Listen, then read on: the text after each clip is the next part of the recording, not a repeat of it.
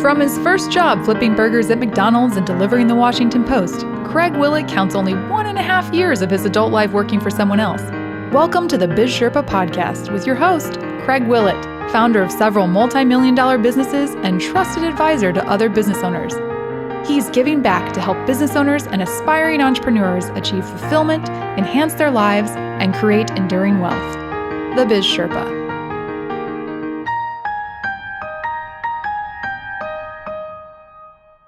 This is Craig Willett, the Biz Sherpa. Welcome to episode 9 of our podcast.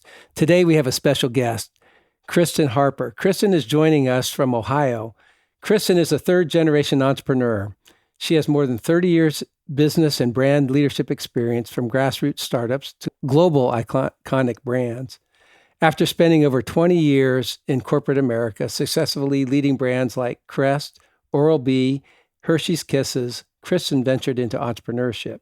She's the CEO of Driven to Succeed, LLC, a leadership development company that provides brand strategy consulting, market research, keynotes on leadership and emotional intelligence, and career coaching for Fortune 500 companies, entrepreneurs, and rising leaders. Kristen, welcome to the Biz Sherpa podcast.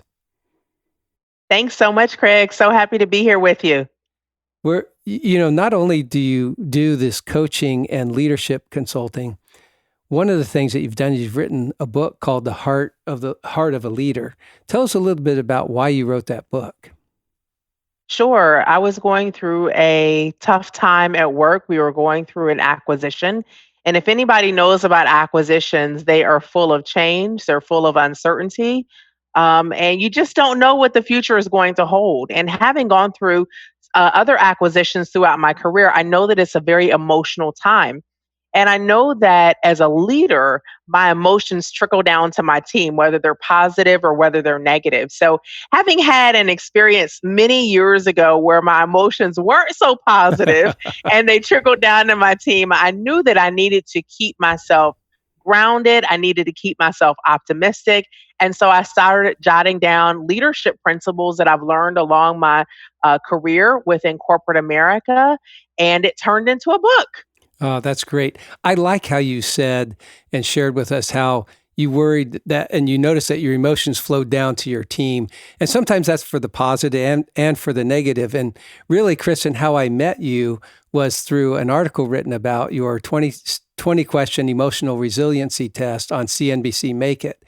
And I'm grateful that you'd be a guest here today because I took that quiz and quite frankly, I got below average. I wanted to see if I had above average emotional resiliency. And I started thinking for our listeners, one key to success in business is finding out where some of your emotional weaknesses are and how you can boost or strengthen them. And so I've read part of your book and I realized that in your book, you really offer some solutions to areas where we might be deficient. And as a business owner, if we are more emotionally resilient, we're more likely to succeed. So I'd like to start out getting to know you just a little bit better today. And that's the background of how we got to know each other. But you started a business when you were 14 years old. Tell us about that. Yeah. So the business that I started was Chrissy's Cookies and Stuff. I wanted to buy some Christmas gifts. It was good. I wanted to buy some Christmas gifts, but I didn't have any money. I didn't have a job at that time. And I said, well, what are my skills? And I was walking to school one day. I used to walk about a half hour each way to school. And I passed a grocery store, Big Bear, and I thought, I could bake. And so I created my recipes and identified what products I was going to make. And I stopped by Big Bear one day on my way home from school. And I priced out what I now know is cost of goods sold. So down to the teaspoon of salt and the tablespoon of butter, et cetera. And I made $100 profit, which was good money as a 14-year-old. That's great. And so that continued throughout high school. Shortly after that, my piano teacher called me over and she said, Chrissy, I need you to come right over. And so I rode my bike to her house and she said, I'm actually pregnant. and I am 32 weeks pregnant. And her doctor thought it was something else, but it was actually a baby. And so she said, I need you to take over my piano students. And so here I was at the age of 14, teaching piano students from age 4 all the way into the 80s. So I did that throughout from 8th grade all the way through graduating high school. So those are my two introductions into entrepreneurship. After working with my mom for many years, who is an entrepreneur as well. And I loved the freedom. I loved the sense of fulfillment. And I loved being able to create my own schedule. And I love making money. Yeah, I think that's great. And sometimes the emotional fulfillment of owning a business is even greater than any of the money that you can make. Now, Mhm. I'm impressed. As a 14-year-old, you went to the store. Now, my background's a CPA. You went to the store and you priced out how much your cookies were going to cost to bake. I did, ingredient by ingredient, So how'd you get? because I knew that I had to make a profit margin, right? That's right. So where'd you get the money to buy your supplies for your first batch of cookies? That's a good question, Craig. My mom used to pay me to write out invitations. So she sold Princess House Crystal for over 20 years. And so she used to do in home parties. And when she was double booked, I would actually do the parties for her. My dad would take me to the other hostess's house, and I'd be in front of a group of women and strangers talking about Crystal. So I made money, $5 at a time handwriting those personalized invitations. So it Wow. probably came from either my savings or from that money that I was able to earn from my mom. Oh, great. I'm dying to know one other thing. What's your favorite cookie flavor? Oh, snickerdoodle. Oh, I wow. love snickerdoodles. You would get along with my wife, Carol. She loves snickerdoodle as well. I think it's a great cookie, but I'm a little Yeah. bit more partial to oatmeal raisin. But do you have a good oatmeal raisin Oh, cookie those are good recipe? too. I do, for sure. For sure. Quaker Oats does it every time. So how did you do it? How did you go from being a cookie entrepreneur and piano teacher to becoming a global vice president of a Fortune 15 company? Yeah. I will say certainly a lot of hard work. Secondly, results. And that is one mistake that people often make is they confuse effort with outcomes. And so driving results and then documenting those results so it's clear what my worth was. I will also say, Craig, taking risks and sometimes traveling the road less traveled. For example, when a executive recruiter called me, I was working at Procter and Gamble and had been there for almost 9 years, and an executive recruiter called me and mentioned the Hershey Company. Certainly have heard of Hershey's chocolate, but never heard of the Hershey Company, and certainly hadn't heard of Hershey, Pennsylvania, a 10,000 person town. That is the sweetest place on earth. There you go. But I took a risk and I went to Hershey and had an amazing career there. Spent 5 years there in global innovation. And my last assignment was director of the Hershey's Kisses brand. And what an iconic Oh, wow. global brand to have had the privilege of working on. So I will say hard work, results and outcomes, and taking calculated risks. I think that's great. Results and outcomes are really important because, like you said, being a business owner, a lot of time people get into it, right, to make money, but they also do it so that they can have the freedom and flexibility. And sometimes the flexibility and the freedom outweigh the effort, and sometimes lose focus on the results. And so I think I started a business because I wanted to be judged based on my results, not on the number of hours I spent doing something, because I felt I could be more productive or more innovative than someone else. So I think that's a real key for entrepreneurship. I appreciate you sharing that with me. You're kind of unusual to be an entrepreneur, but also work inside a large company. What was that like to have I can start my own business, do my own thing, but then I have to work within this corporate environment? Tell me a little bit about what that was like for you. Sure. So throughout my time in corporate, I spent 20 years at Procter and Gamble, at the Hershey Company, and then my last 6 years at Cardinal Health, which is a Fortune 15 healthcare company that is global. And so, working in those industries generally, I had some type of entrepreneurial endeavor going on many of those years, not every year. But the thing that I had early on was called Warm Spirit, which was basically a home party plan with self care and wellness products. So I would, similar to my mom selling crystal, I would go into women's homes and sell lotions and sugar scrubs. And it Oh, was a very uplifting environment. And certainly the money was good, but what I got from it was building confidence, making new friends, meeting new people, and just a positive environment around being empowered. And so balancing those two, one of the things I realized is there was a time when I was going for a promotion within that network marketing company, and I worked my tail off that month, Craig. And I did get the promotion, but I decided at that point, and this was many years ago, I don't want to work that hard every single month. And of course, it's not just about my results and my effort, it's about motivating teams. And I had a team of over 200 people across the country who were also selling these products. And so it was fulfilling, but I decided, I don't think I want to work that hard anymore. So I made a decision to focus pretty much exclusively on my day job, on my corporate job. So the bottom line is that it's difficult to balance both a demanding full-time job as well as entrepreneurship. And so now that I'm a full-time entrepreneur, it is very time consuming to be an entrepreneur. I don't know what it is about time that's different as an entrepreneur, but it's probably because I don't have all of those systems and supports, set up and the infrastructure with other people. I certainly have an infrastructure and operations and support like a CPA and an executive assistant and a marketing team and a publicist.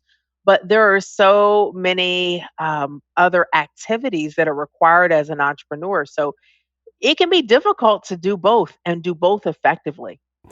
I agree with you on that. But you know what I find with entrepreneurship is the freedom to do what you want to be doing. Sure, you may spend more time at it, but you're doing what you enjoy. You have to admit in the corporate environment that often you're doing things that they want you to do to meet their objectives, not necessarily what you think is the most productive.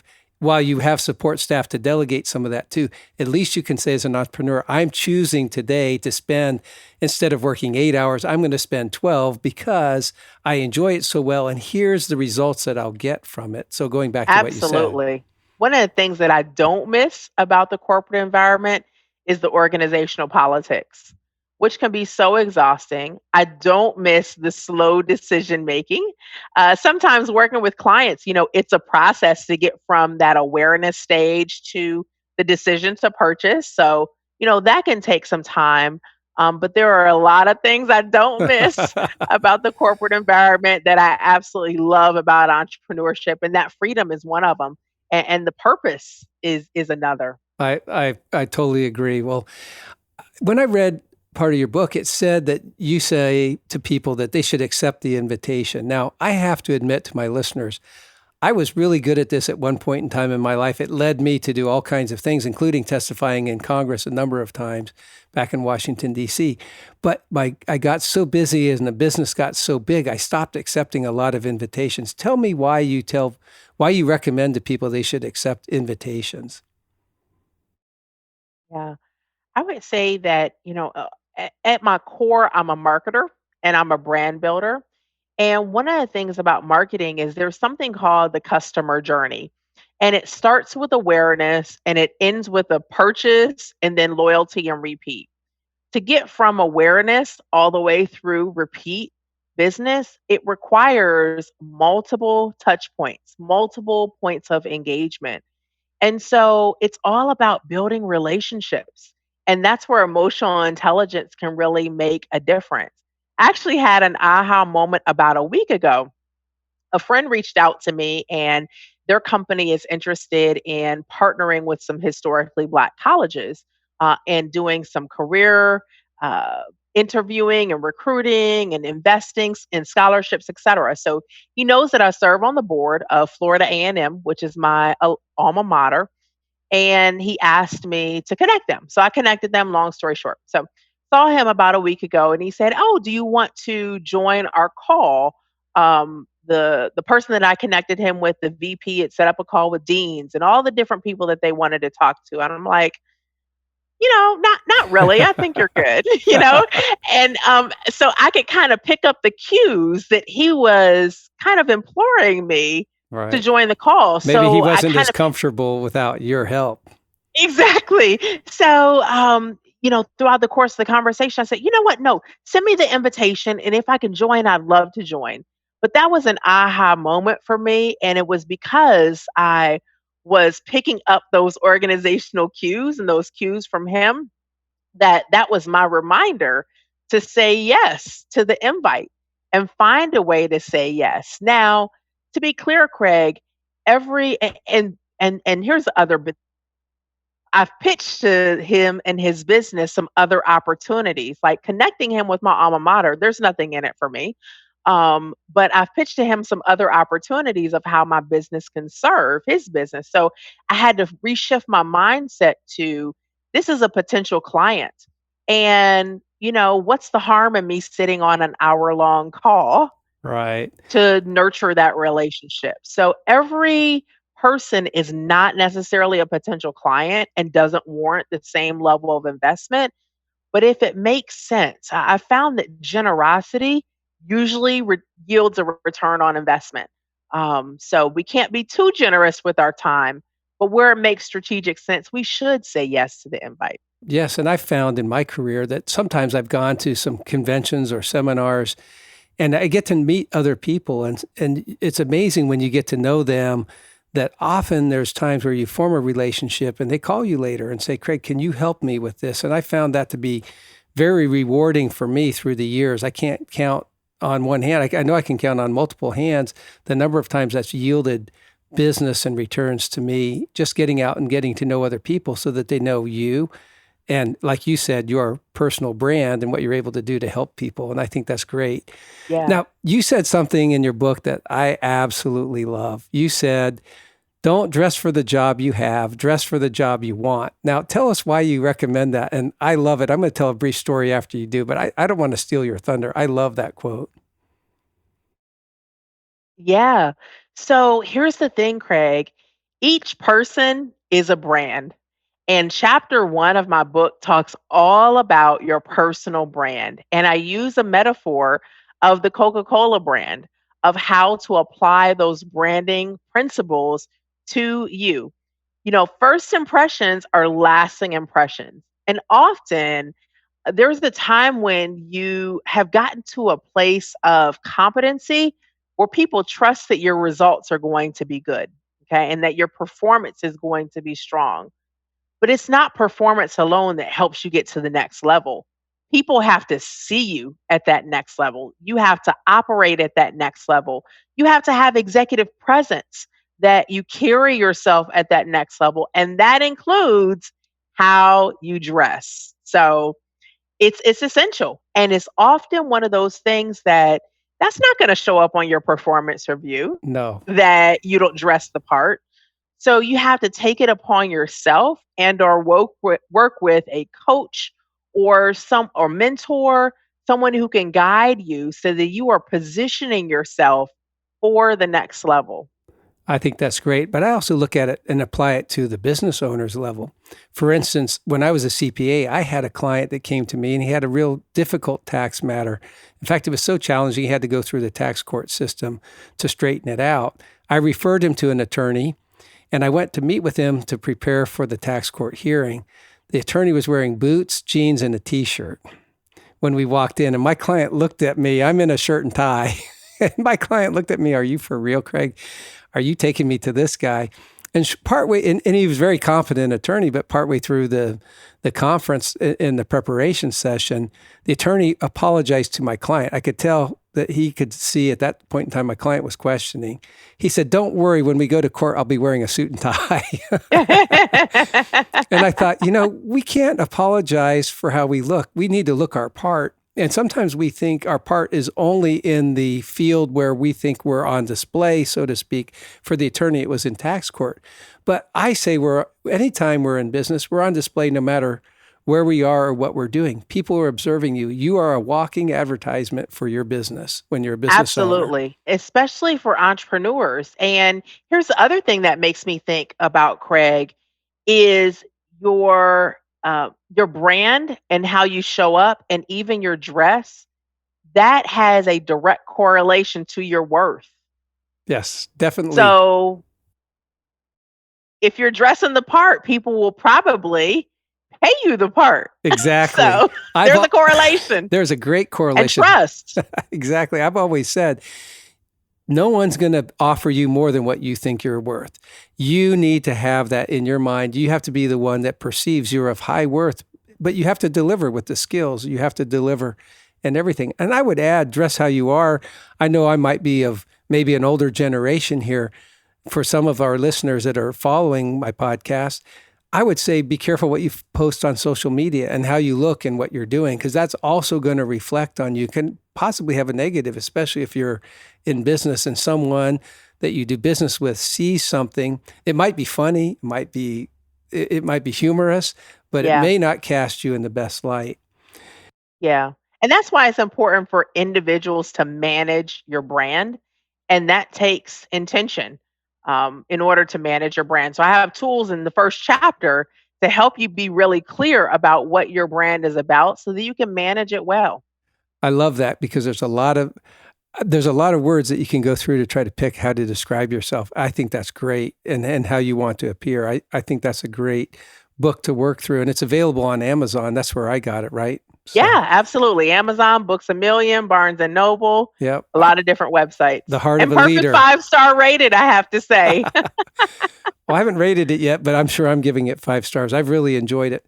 In fact, what brought us together was this emotional resiliency quiz. Like I said, I probably fared just barely above average. I thought usually on most quizzes that I do pretty well. But on this one, in being all honest with myself, I really identified some areas that I could work on. So how do you see being emotionally resilient as being helpful in starting a business? Yeah, entrepreneurship and starting a business is full of optimism and uncertainty. It's full of plans and disruptions. It's full of potential, and it's also full of challenge. And so resilience is critical when you're starting a business and when you are operating a business, because challenges will come. One of the biggest things that I've found as a leader, and it's especially important for entrepreneurs, is to know your strengths and to know your areas of opportunity, and to hire and or create a support system around what your areas of opportunity are. Because as a business owner, you probably believe, like I do, that I can do, or I can learn how to do anything, right? But sometimes that's a big mistake, right? Absolutely. Time is so precious, and the definition of leverage is hiring experts so you can get to your destination faster. You stay in your lane where you're an expert, hire other experts, and you can get to your destination faster. So resilience is critical, because there will be bumps and detours along the way. But if you have that strong belief that you have the work ethic to serve your clients or your customers, and you're willing to pivot when necessary, that's the definition of resilience for entrepreneurs and why it's so important.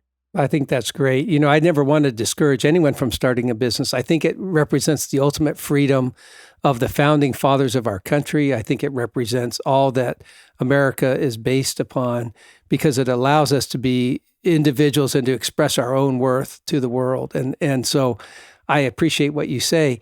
Now, when disappointment comes to a business owner, what do you recommend they do? Because sometimes you may have hired the experts to help, but sometimes you're going to face disappointment or even failure, and you may start looking at yourself and get discouraged. What do you recommend to help build that some resiliency, so that when those moments of disappointment or reality checks hit, how to bounce back and respond? Absolutely. I have lots of different strategies around how to not only bounce back, but also bounce forward.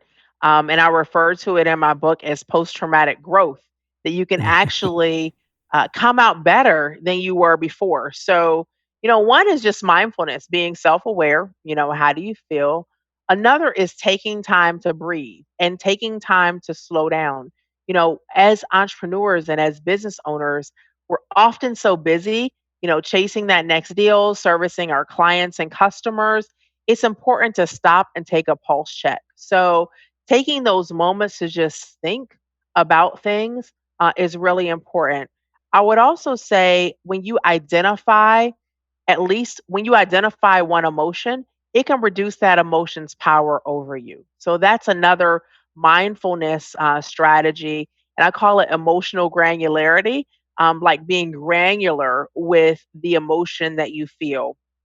I would also say that there is no such thing as failure as long as you learn from it. So the example I just gave about saying yes to the invite, afterwards I was like, oh, duh, I should have said yes right away. But I learned from it. So there is no failure if you're able to learn from it. Right. I And you would also bounced say, forward with it because you accepted it. exactly, And now it's leading to other opportunities. a better outcome. Absolutely. Um, I would also say that sometimes the goals we're pursuing, at some point, it may not make sense to continue to pursue those goals if we keep running into challenge and roadblock. And so you've got to know when to hold them and know when to fold them. And I call that goal disengagement. Sometimes you have to disengage from a goal, create a new goal, and that new goal will bring that additional sense of optimism.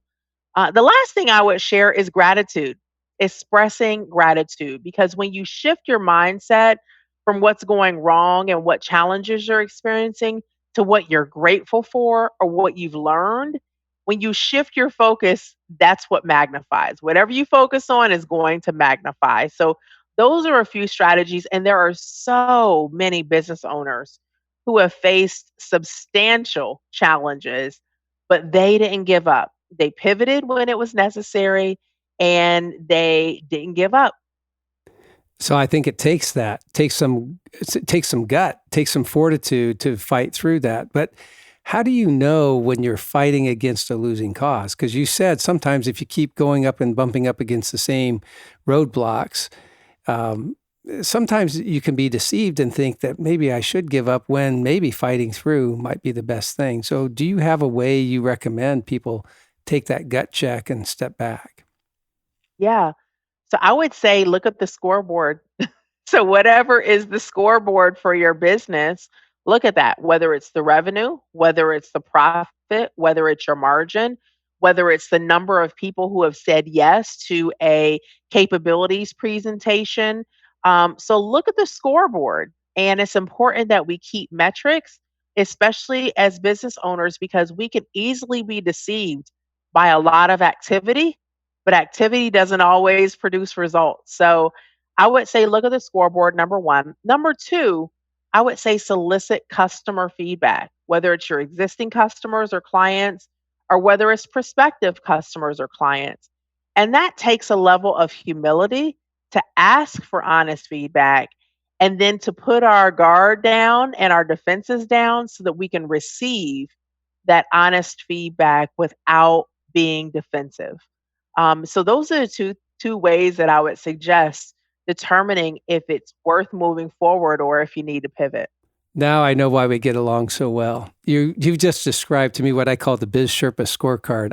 I suggest that people Uh-huh. set a goal, an objective, whatever it is for their business, and they spend 80% of their time, delegate the rest. In other words, the things that you can't do well, give to someone else and focus on what you can do well. And the second thing is measure every day your customers' responses.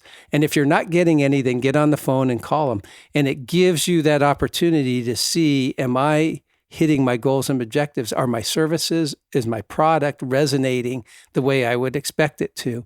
Because that brings in and of itself an emotional reward to you, that you're not frustrated doing something that you Absolutely. could have delegated, number one. And then in the second instance on the scorecard that I say is to to get the customer feedback. If you're not getting it, you need to go out and get it. And that can be very rewarding in and of itself, or it can help you set the objectives you need to do so that you can score better with your customers. And I think that brings the success. The dollars and cents will take care of themselves after that, because you'll be happy, you'll be fulfilled, and your customers will be happy. So I'm glad that you and I can totally relate. And so when I read your 20 questions, I thought, this is great. I can do better in a lot of areas, which I'm grateful for, because it identified what you call areas of opportunity. I'll call them weaknesses for me, because I'm okay saying that. I recognize that I have them, and I need to recognize them probably more often. Now, one of the things that I like to ask each of my guests is to kind of pull off the mask for a second. Not that you have one, but let's just, for instance, be real. What is your greatest failure or challenge that you faced? I've had a lot of failures. I've made a lot of mistakes. One that I would say was a great failure is assuming that the same rules applied in one environment as it did another. So I'll give you an example. I came from consumer packaged goods. And in the CPG industry, it's very typical to work long hours, like 10, 11-hour days. I started my career when there were no laptops and used to stay in the office quite a long time. And once laptops, were invented, I would take my laptop home and I would pick back up after dinner. And so that's what I was used to. When I transitioned to a different company, that environment was not the CPG environment, around 10, 11, 12-hour days and then working at home. So I had been used to that for well over a decade, and I was using that same mentality. And what I realized through 360 feedback from my team is that I was burning them out. And then I looked around and I realized, I'm the only one sending emails at 10 o'clock. Nobody else is sending me emails at 10 o'clock, not just on my team, but across the company. So did they recommend you read the 4-Hour Work Week too? They didn't, but that is a great book. Anyway, I'm so sorry. I will say applying rules from a different context into a new context. So that's why I believe so heartily in getting feedback.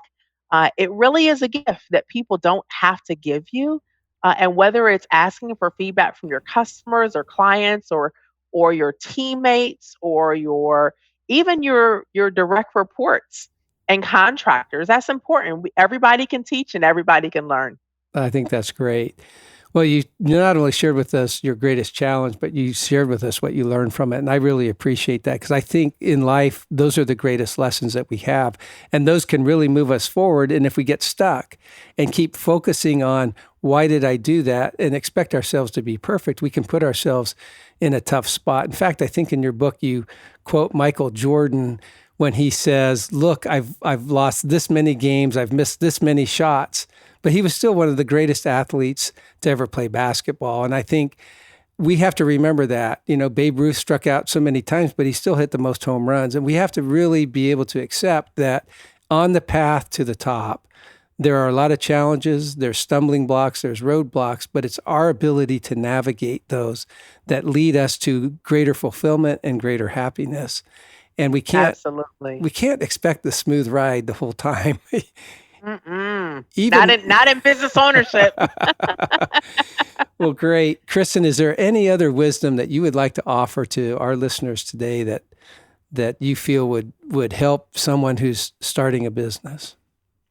Yeah, I would just say that the biggest mistake I see people make who are starting a business is that they are enamored with the great idea and have that enthusiasm, which is so great and so characteristic of entrepreneurs, but don't do the due diligence to make sure that their idea is solving an unmet need. And that is critical. And that's one of the many reasons why so many businesses don't succeed. About 25% fail after year one, and only about 50% last after 5 years. So I've put together a program called the Brand Positioning Blueprint Bootcamp. And it's a program that helps you methodically go from identifying your product, service, or idea, identifying who your target audience is, developing and executing some market research, which is essentially focus groups or one on one conversations. And I lay out the entire interview for you with all of the questions. And what this helps you to do in 60 days or less is validate that your product or service idea is truly meeting an unmet need. The worst thing that can happen is you invest your heart, your soul, your time, your money, your life savings into a business idea that the market rejects. That is heartbreaking.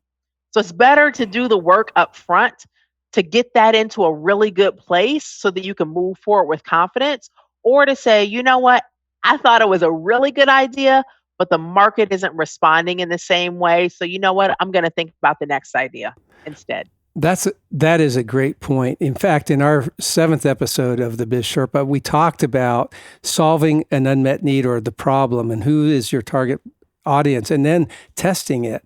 And I think that's really important to do because, like you said, it will prevent a lot of failures, and it will give you the opportunity to not only find some ways you can do better at it so that when you do launch, you're even more successful. So I think your boot camp is a great idea. And I may just sneak you in on that and take a segment of this and put it in there because I love your boot camp idea. I think it can be very helpful to business owners. I think there's two areas that business owners really need to focus on. One is that they're emotionally prepared, that they're starting the business for the right reason and not the wrong reason. And then once they have that, and make sure they're personally prepared for the journey they're about to take. It's kind of like trying to climb to the top of a mountain, but not packing the backpack and not taking enough food and not allowing for the contingencies. But if you pack well, you can meet any challenge that comes along the way.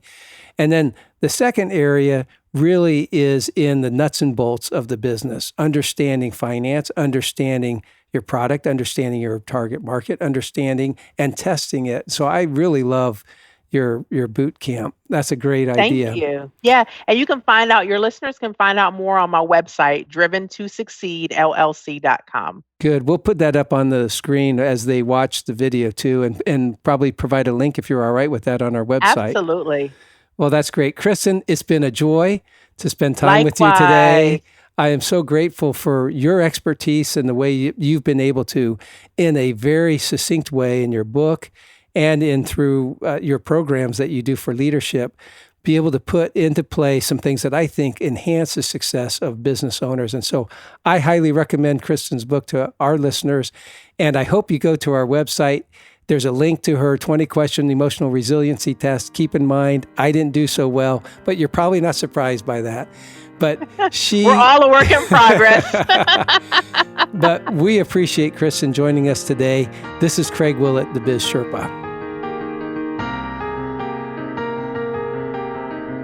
Be sure to go to our website to access the resources related to this episode at www.bizsherpa.co. If you enjoyed this show, tell your friends about us and be sure to rate our podcast. Craig would like to hear from you, so share your thoughts in the Facebook community at bizsherpa.co. Follow us on Twitter at bizsherpa_co and on Instagram at bizsherpa.co.